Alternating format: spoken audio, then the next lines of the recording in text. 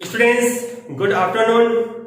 जैसा कि हमारा लेसन नंबर 10 क्लास 12 और पार्ट नंबर 12, ठीक है ना स्टूडेंट्स। आज हमारा यह लेसन नंबर 10 का आखिरी पार्ट है थ्योरेटिकल पॉइंट के लिए।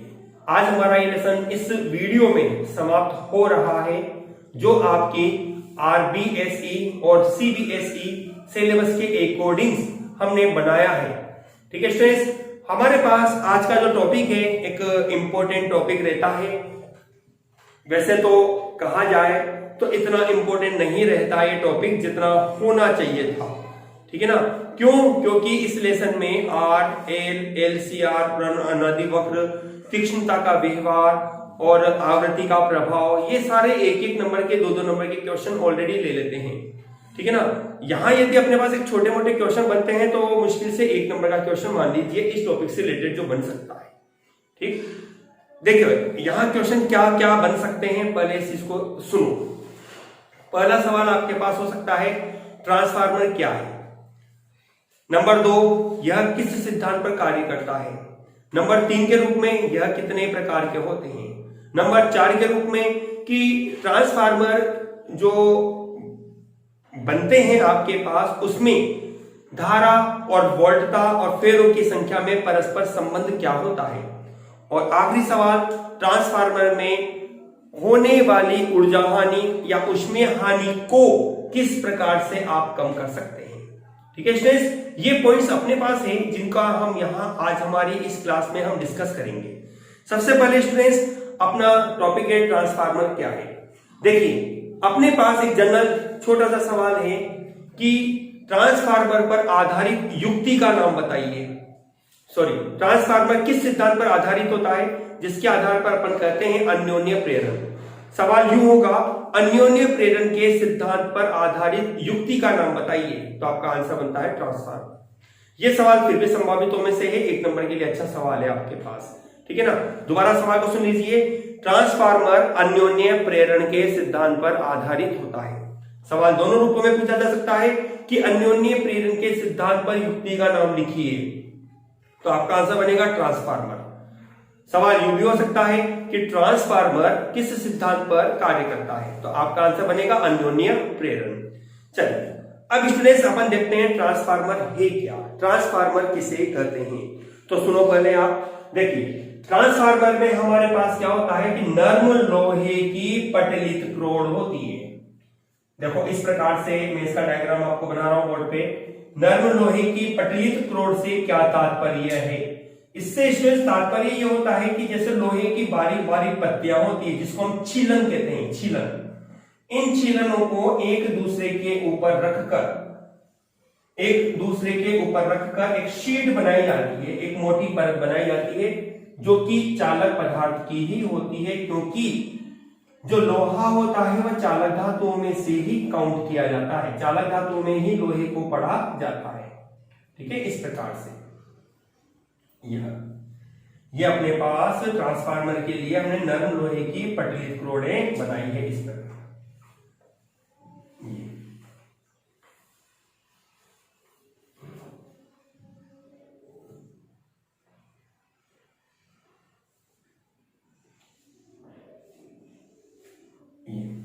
ठीक है, इसमें आपके द्वारा 2 कुंडलियां बनाई जाती हैं, जिसमें एक कुंडली होती है प्राथमिक कुंडली, इसे प्राथमिक कुंडली पी कहते हैं, और दूसरी कुंडली होती है द्वितीयक कुंडली, ये आपके पास कहलाती है द्वितीयक कुंडली। अब दोनों कुंडलियों की क्या विशेषता होती है सुनिए इधर। देखिए स्टूडेंट्स, प्राथमिक कुंडली वो कुंडली होती है जिस पर निवेशी वोल्टता आरोपित की जाती है। जैसे देखो इधर ये आपके पास है प्रत्यावर्ती वोल्टता का सिंबल, ठीक है, आपने इसको निवेशी के रूप में प्राथमिक कुंडली से जोड़ दिया, ठीक है। अब इसके निर्गत सिरों पर यहां पर आपको निर्गत वोल्टता प्राप्त होगी, जिसको हम यहां दर्शा देते हैं V0 के रूप में, कि यहां जो भी मिलेगा वो हमें परिवर्तित होगा, ठीक है। ये आपके पास बनता है VI के रूप में, ठीक है। दोबारा से पूरी घटना को सुन लीजिए, जिसके आधार पर अपन क्या कहते हैं ट्रांसफार्मर में क्या व्यवस्था अपने पास होती है। सुनो, देखिए, ट्रांसफार्मर का निर्माण करने के लिए नर्म लोहे की पटलित क्रोड का उपयोग किया जाता है, जिसमें नर्म लोहे की पटलित क्रोड पर 2 कुंडलियां बनाई जाती है। कुंडली निर्माण के लिए कॉपर वायर का उपयोग किया जाता है। एक कुंडली जिसे हम प्राथमिक कुंडली कहते हैं, जिस पर निवेशी वोल्टता VI को आरोपित किया जाता है, जबकि दूसरी कुंडली जिसके सिरों पर निर्गत वोल्टता प्राप्त की जाती है, जिसे द्वितीयक कुंडली कहा जाता है। ठीक है स्टूडेंट्स, हम यहां पर ये तो हमने बताया ट्रांसफार्मर की जो रचना या उसकी बनावट है। अब इसका सिद्धांत क्या कहता है, सुनना ध्यान से। सिद्धांत आपसे पूछ सकता है, सिद्धांत लिखो, तो आपके पास 1 नंबर में आप इसका सिद्धांत लिख सकते हैं। कुछ ही थ्योरेटिकल है यह, जिसके आधार पर अपन क्या कहते हैं, सुनो। जब हम प्राथमिक कुंडली में धारा प्रवाहित करते हैं, क्या प्राथमिक कुंडली में धारा प्रवाहित करते हैं, तो धारा प्रवाह के कारण चुंबकीय क्षेत्र उत्पन्न होता है। चुंबकीय क्षेत्र बना होता है चुंबकीय क्षेत्र रेखाओं से। ठीक है, ये क्षेत्र रेखाएं द्वितीयक कुंडली से संबंधित होती है। किससे? द्वितीयक कुंडली से संबंधित होती है। अर्थात अपन कह सकते हैं कि जब प्राथमिक कुंडली में धारा प्रवाहित की जाती है, तो उत्पन्न चुंबकीय क्षेत्र का मान, अर्थात चुंबकीय क्षेत्र रेखाएं द्वितीयक कुंडली से संबंधित होती है। द्वितीयक कुंडली से संबंधित इन रेखाओं की संख्या में परिवर्तन होता है, जिसके फलस्वरूप चुंबकीय फ्लक्स में परिवर्तन के कारण कुंडली में, कौन सी में? द्वितीय कुंडली में प्रेरित विद्युत वाहक बल और धारा उत्पन्न होती है। क्या चीज? प्रेरित विद्युत वाहक बल और धारा उत्पन्न होती है। यह निर्भर करता है किस पर? दोनों कुंडलियों में फेरों की संख्या पर। इसमें फेरे कितने बने हुए हैं उस पर डिपेंड करता है। ट्रांसफार्मर के पदार्थ की प्रकृति पर, कि ट्रांसफार्मर किस पदार्थ की प्रकृति का बना हुआ है, इन सभी घटनाओं पर यह निर्भर करता है। ठीक है स्टूडेंट्स, ये हमने कहा ट्रांसफार्मर के सिद्धांत के बारे में।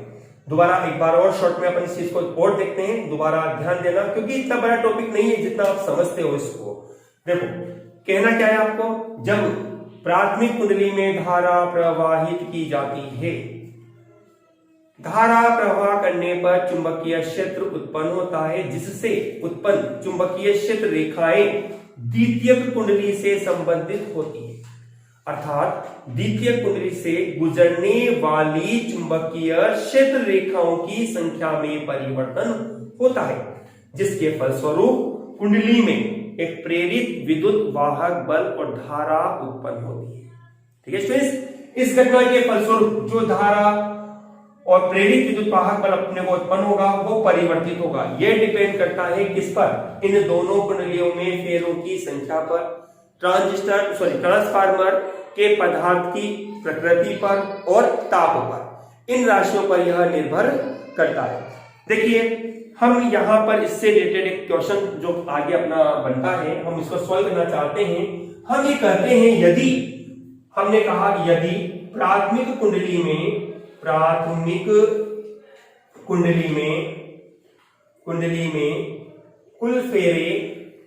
कुल फेरे एन, पी लिख दिया, पी से मतलब हो गया प्राइमरी कॉइल, प्राथमिक कुंडली, एन पी हो तो ई पी बराबर आप लिख सकते हो ई पी प्राइमरी कॉइल में ना उत्पन्न विभवांतर माइनस के एन पी और आपको बनेगा d∅/dt। ये अपन ने लिखा किसके नियम के आधार पर? फेराडे के नियम के आधार पर। ठीक है स्टूडेंट्स, इसी प्रकार से हम द्वितीय कुंडली की बात करते हैं। इसी प्रकार द्वितीयक कुंडली में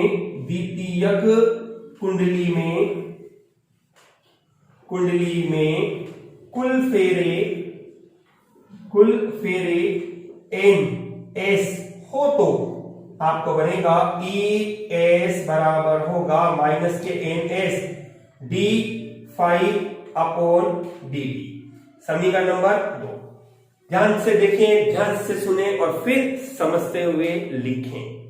सुनिएगा, हमने कहा जब प्राथमिक कुंडली में हमारे पास NP फेरे हैं तो प्राथमिक कुंडली में वोल्टता कितनी बनेगी उसका मान हमने फेराडे और लेंज के नियम से ज्ञात किया, जिसको हमने लिखा EP बराबर होगा -kNP d∅dt। इसी प्रकार से जो परिवर्तित वोल्टता हमें प्राप्त होगी द्वितीयक कुंडली में वो कितनी होगी, हमने लिखा यदि द्वितीय कुंडली में फेरों की संख्या ns है तो आप लिख सकते हो ES बराबर होगा ns d∅dt। ठीक है स्टूडेंट्स, चलिए अपन इसको आगे बढ़ाते हैं। हमने कहा यदि समीकरण 1 में हमने 2 का भाग दिया तो आपको क्या मिलेगा, EP बटे ES बराबर होगा -kNP d∅dt बटे -kNS d∅dt।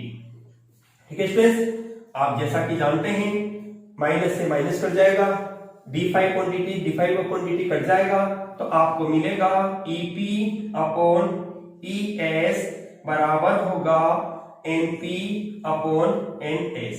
देखो यह एक अपने पास केवल अपना आधा भाग आया है अभी, जो अपन स्पष्ट क्लियर करना चाहते हैं वो चीज अपने को एक आदर्श रूप में प्राप्त होने जा रही है, जिसके रूप में अपन कहते हैं कि EP, यदि आप इसको थोड़ा सा समानुपाती के रूप में बदलते हो तो EP समानुपाती है NP के, EP समानुपाती बना NP के।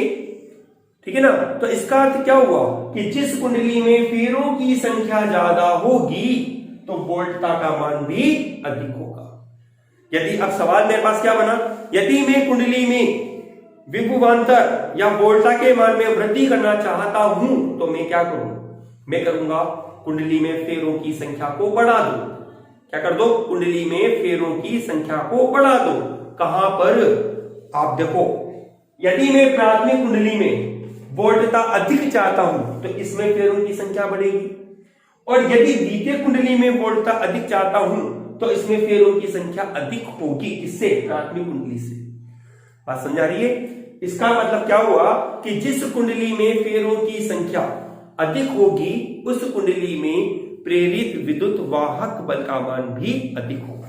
ठीक है ना, उसमें क्या होगा, प्रेरित विद्युत वाहक बल का मान भी अधिक प्राप्त होगा। चलिए, ये तो अपने स्टूडेंट्स एक भाग अपना कंप्लीट हुआ। अब धारा के साथ संबंध लेके आते हैं इसका अपन। तो हमने कहा स्टूडेंट्स कि यदि ये ट्रांसफार्मर जो अपने पास बनता है एक आदर्श ट्रांसफार्मर है। क्या है, आदर्श। आदर्श का मतलब हो गया कि इस प्राथमिक कुंडली से जितना चुंबकीय फ्लक्स बनता है वो पूरा का पूरा द्वितीयक कुंडली से संबंधित रहता है, तो यह आदर्श अवस्था मानी जाती है। ठीक है ना, ऐसी अवस्था में निवेशित शक्ति निर्गत शक्ति के बराबर होगी। ठीक है, हम लिखते हैं इस बात को। हमने कहा यदि ट्रांसफार्मर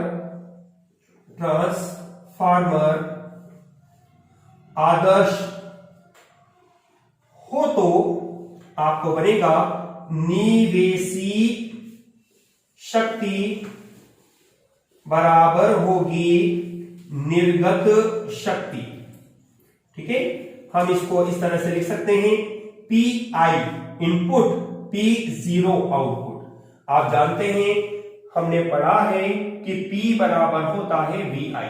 अपन इसको इसी रूप में लिख देते हैं, V की जगह अपन E लिख देंगे, कोई प्रॉब्लम नहीं है। V की जगह E लिखा जा सकता है। ठीक है, तो अपने पास ये फॉर्मूला क्या बनता है, E की जगह अपने पास इनपुट यहां पर मतलब कि प्राइमरी के लिए, IP प्राइमरी के लिए बराबर होना चाहिए आउटपुट मतलब कि द्वितीयक ES, और इसके लिए IS के रूप में। ठीक है, हम इस समीकरण का उपयोग करते हुए हम इसको इस प्रकार भी लिख सकते हैं कि EP बटे ES बराबर होगा IS बटे IP। ध्यान दो, EP ES क्रॉस गुणा कर दिया तो IP का क्रॉस गुणा कर दिया, तो अपने पास बनता है EP बटे ES बराबर IS बटे IP। हमने इसको दिया समीकरण नंबर 4 नंबर। ठीक है ना स्टूडेंट्स, अब देखो, सुनो और फिर समझो। देखिए, हमने कहा यहां पर समीकरण 3 व 4 से क्या बनेगा, हम इसको लिख सकते हैं इस तरह से, EP बटे ES बराबर होगा NP बटे एन एस बराबर होगा आई एस बटे आई पी। आई बात समझ में?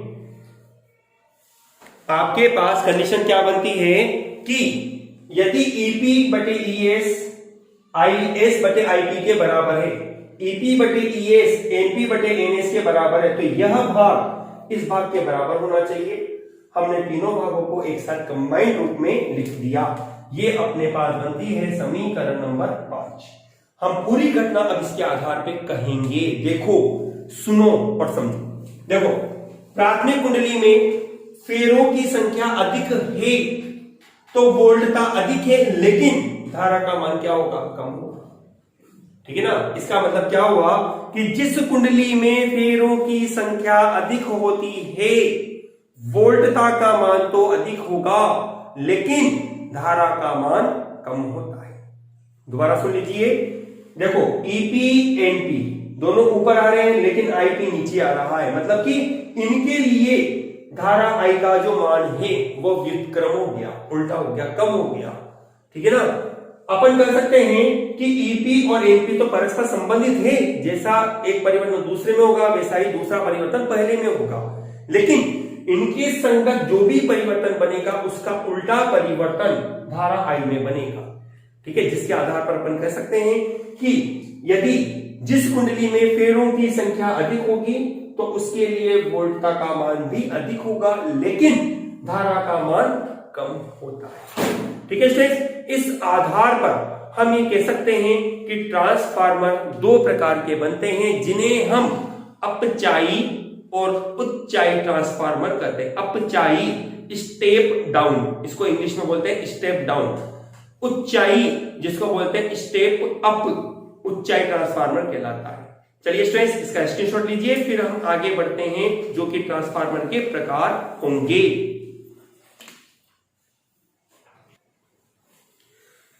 चलिए स्टूडेंट्स, पहला प्रकार अपन देखते हैं उच्चाई ट्रांसफार्मर।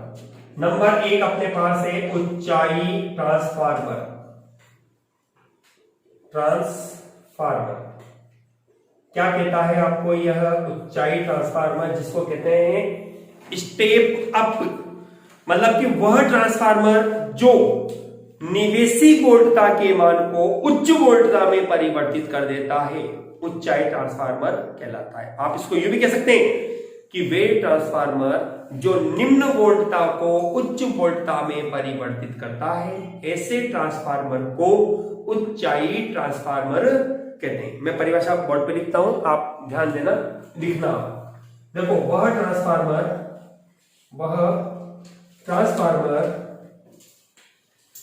इस तरह से, वह ट्रांसफार्मर जो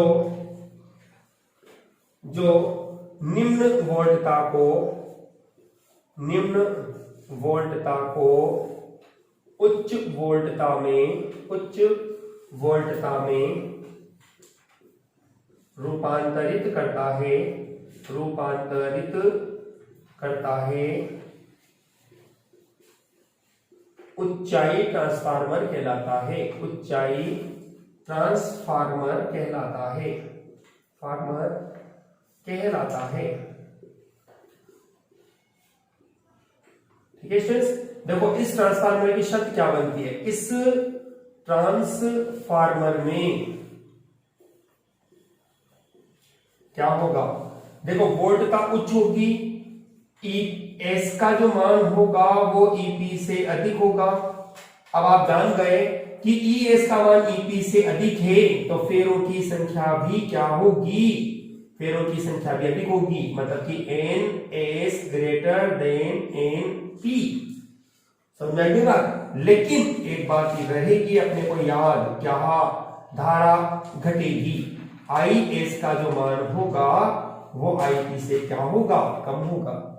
मतलब सुनो, जैसे आपने यहां पर धारा दे दी, मान लीजिए 5 एम्पीयर की धारा दी और 3 वोल्ट पर आपने 5 एम्पीयर की धारा यहां निवेशी मतलब कि प्राथमिक कुंडली पर आरोपित की, तो निर्गत पर यहां पर जो वोल्टता बनेगी ना वो आपके पास वो वोल्टता 3 से ज्यादा होगी।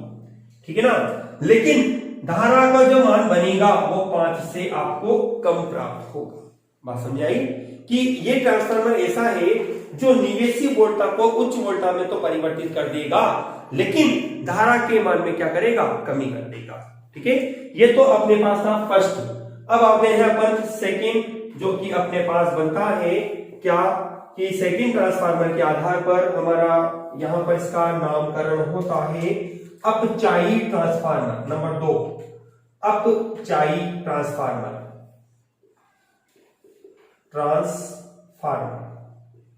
ठीक है, अब इसकी डेफिनेशन अपन क्या लिखेंगे, जैसे अपन ने कहा कि यह ट्रांसफार्मर जो निम्न को उच्च में बदलता है, तो यह क्या करेगा, उच्च को निम्न में बदलेगा। तो हम कहेंगे वह ट्रांसफार्मर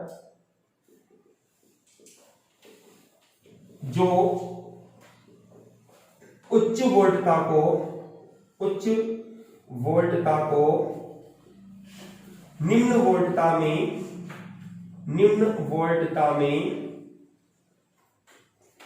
रूपांतरित करता है अपचायी ट्रांसफार्मर कहलाता है। अपचायी ट्रांसफार्मर कहलाता है। अर्थात यहां आपको क्या बनेगा, देखो उच्च वोल्टता को निम्न में, मतलब कि आपके पास जो वोल्टता बनेगी वो क्या बनेगी, कम बनेगी। तो उल्टा कर दीजिए आप यहाँ पे आपके पास होगा ईपी का तो मान अधिक होगा किससे, ईएस से। वह आपके पास एनपी में भी फेरों की संख्या आपको क्या होगी, एनएस से ज्यादा होगी। लेकिन कंडीशन क्या होगी धारा के लिए इसकी कंडीशन हो जाती है अपोजिट, जिसको आप कह सकते हैं आईएस में सेकेंडरी कॉइल में जो धारा बनेगी वो प्राथमिक कॉइल से अधिक होगी। उल्टा भी देख लो आप, जैसे यहां पर आपने 2 वोल्टता दी 3 एम्पीयर की धारा के लिए, तो यहां जो बनेगा वो आपको 2 वोल्टता की जगह आपको 2 से कम वोल्टता प्राप्त होगी, लेकिन धारा का मान या 3 एम्पीयर आपने दिया था, 3 से ज्यादा मान की धारा आपको यहाँ पर प्राप्त होती। इस प्रकार आपके पास ये ट्रांसफार्मर के 2 प्रकार, जिसको हमने अपचायी और उच्चाई ट्रांसफार्मर कहा, को हम इस प्रकार से परिभाषित कर सकते हैं। देखिए स्टूडेंट्स, यहां पर आप इसको यूं भी परिभाषित कर सकते हो कि वह ट्रांसफार्मर जिसमें द्वितीय कुंडली में फेरों की संख्या प्राथमिक कुंडली से अधिक होती है, जिसके लिए निर्गत वोल्टता का मान निवेशी वोल्टता की तुलना में अधिक होता है, उच्चाई ट्रांसफार्मर कहलाता है। अपचाई को आप कह सकते हो कि वह ट्रांसफार्मर जिसमें प्राथमिक कुंडली में फेरों की संख्या द्वितीय कुंडली से अधिक होती है और प्राथमिक कुंडली पर मतलब निवेशी वोल्टता का मान निर्गत वोल्टता की तुलना में अधिक होता है, तो ऐसे ट्रांसफार्मर को अपचायी ट्रांसफार्मर कहा जाता है। ठीक है स्टूडेंट्स, ये तो हमने पढ़ा ट्रांसफार्मर के प्रकार। अब हम पढ़ते हैं ट्रांसफार्मर की दक्षता। ट्रांसफार्मर की दक्षता क्या होती है, ट्रांसफार्मर की दक्षता को किस प्रकार से ज्ञात किया जाता है। देखिए स्टूडेंट्स, हम ये कहें कि यदि ट्रांसफार्मर में यदि ऊर्जा हानि नहीं होती, तो ऐसी अवस्था में हमने कहा था कि प्राथमिक कुंडली की जो शक्ति बनती है वह द्वितीय कुंडली की शक्ति के बराबर होनी चाहिए। ठीक है ना। लेकिन दक्षता हम कैसे ज्ञात करें, तो दक्षता ज्ञात करने का फॉर्मूला स्टूडेंट्स अपने पास बनेगा ट्रांसफार्मर की दक्षता। मैं बोर्ड पे लिख रहा हूं, आप लिख सकते हैं ट्रांसफार्मर की दक्षता को ईटा से लिखा जाता है, जिसके आधार पर आप ये कहेंगे द्वितीयक कुंडली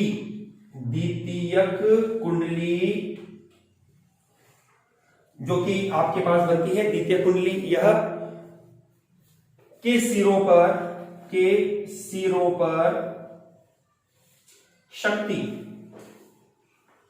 बटे प्राथमिक कुंडली के सिरों पर शक्ति। ठीक है स्टूडेंट्स, क्योंकि आपको इसको 100 से गुणा कर देना है ताकि यह वैल्यू आपके पास बदल जाती है किसमें, प्रतिशत में। आप इसको यूं लिख सकते हैं इस तरह से, ईटा बराबर होगा P0 बटे PI और इंटू 100 प्रतिशत। ये आपके पास आ गई दक्षता। जिसको हम कहते हैं ट्रांसफार्मर की दक्षता के रूप में। ठीक है स्टूडेंट्स, ट्रांसफार्मर में ऊर्जा हानि अवश्य होती है। ऊर्जा हानि किन कारणों से होती है और इसे किस प्रकार से कम किया जा सकता है, इसे हम आपको बताते हैं। पहले आप इसका स्क्रीनशॉट ले लीजिए, फिर अपन आगे बढ़ते हैं।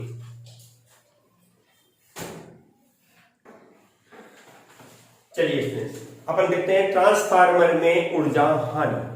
तात्पर्य यह है कि जब ट्रांसफार्मर में हम धारा देते हैं, धारा वोल्ट आरोपित करते हैं, तो धारा के मान में कमी या ऊर्जा हानि किस प्रकार से होती है। तो देखिए स्टूडेंट्स, सबसे पहला ऊर्जा हानि का मुख्य कारण आपके पास बनता है ताम्र हानि। ताम्र हानि, ताम्र हानि का मतलब होता है कॉपर, क्योंकि आपके द्वारा ट्रांसफार्मर का जो निर्माण किया जाता है कॉपर के वायर के द्वारा कुंडली बनाई जाती है जिसमें धारा का प्रवाह किया जाता है। तो स्टूडेंट्स, कॉपर धातु का भी एक अल्प प्रतिरोध आपके पास होता है और उस प्रतिरोध के रूप में ही धारा का क्षय होता है। इसी वजह से ताम्र हानि होती है। ताम्र हानि के कारण ही धारा हानि होती है, जिससे ट्रांसफार्मर में ऊर्जा हानि की अवस्था प्राप्त होती है। ऐसे ही नंबर 2 प्रकार अपने पास बनता है चुंबकीय फ्लक्स क्षरण। चुंबकीय फ्लक्स क्षरण, आप इसको यूं भी कह सकते हो चुंबकीय फ्लक्स में हानि, चुंबकीय फ्लक्स में हानि या क्षरण, है ना। इसको अपन हानि के रूप में भी कह सकते हैं। देखो सुनो, होता क्या है कि जब हमने प्राथमिक कुंडली में धारा प्रवाह की तो हमने कहा चुंबकीय क्षेत्र उत्पन्न हुआ। ये चुंबकीय क्षेत्र इस द्वितीय कुंडली से पूरी तरह से संबंधित होना चाहिए। कब होगा? जब यह कुंडली इसके ऊपर या इस कुंडली को इसके ऊपर लपेटा जाएगा, तब जाके ही ऐसा होगा कि इस कुंडली से संबंधित जितनी भी क्षेत्र रेखाएं हैं वो इस द्वितीय कुंडली से संबंधित होगी।